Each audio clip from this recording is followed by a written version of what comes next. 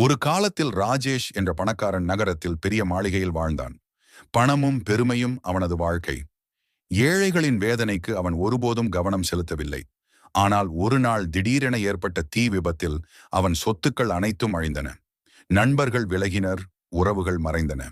கையில் ஒன்றுமில்லாமல் ராஜேஷ் தெருவில் நின்றான். அப்போது ஒரு ஏழை முதியவர் அவனுக்கு உணவும் தங்க இடமும் வழங்கினார். அந்த அனுபவம் ராஜேஷின் மனதை மாற்றியது.